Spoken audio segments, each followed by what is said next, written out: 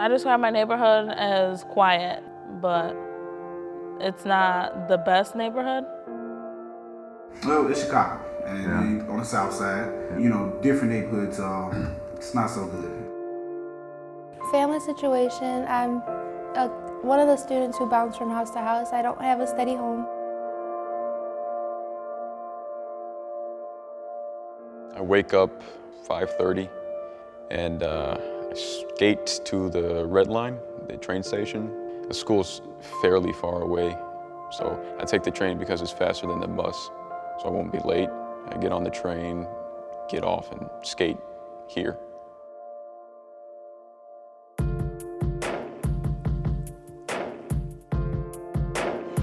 So welcome to Tilden.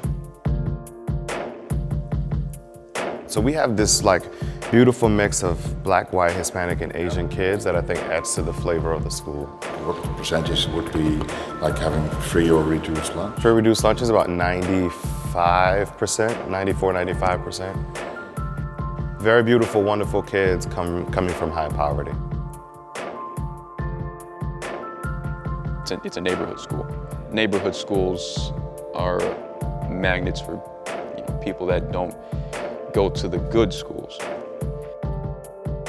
Sirens all day long. I feel like there's not a day that there's not something going on in Chicago. One of our students was killed maybe 2 weeks before school started this year.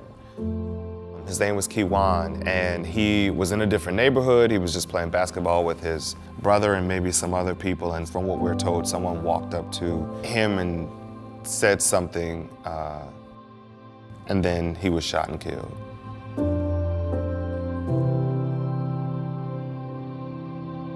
And so our students grieve that loss as school opened, and that's hard, right? It's hard for them. So we're also asking the question, how do we help kids work through those things and be present at school every day? Be present for a standardized test. Be present to problem solve in class when some of these things are happening.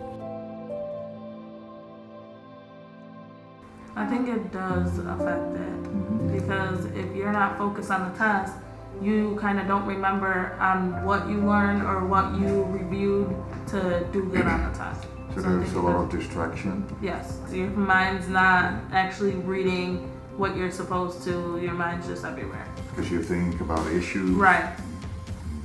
I feel like the essay question would be something that we all can relate to, something more personal, something that we can, actually, connect with.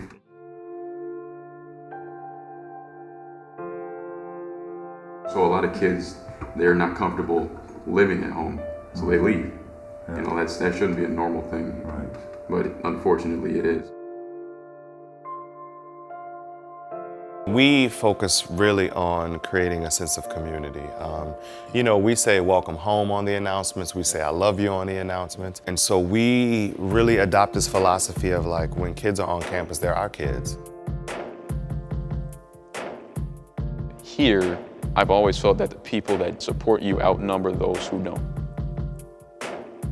We resist saying words like these kids. We correct each other when those kind of statements come out. No, they're not these kids, they're our kids. Kids will come in here and look at a book and say, hey, can I check this out? And I just said, you can keep it and pass it on. What are your hopes and dreams for the students of Tilden? What does success look like for them? We've, in some way, had to reframe college is not this elitist thing, but it's an opportunity for anyone who wants to go further. I want to be a doctor because I like helping people. Oh, my dream career is to be a detective.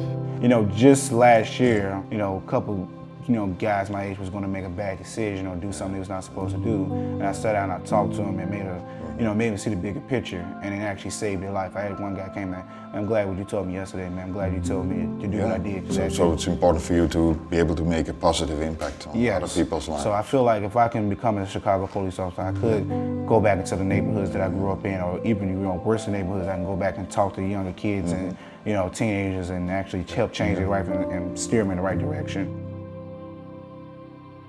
My school's before anything, so what's going on at home, I leave it at home and I come to school ready for my education to be better.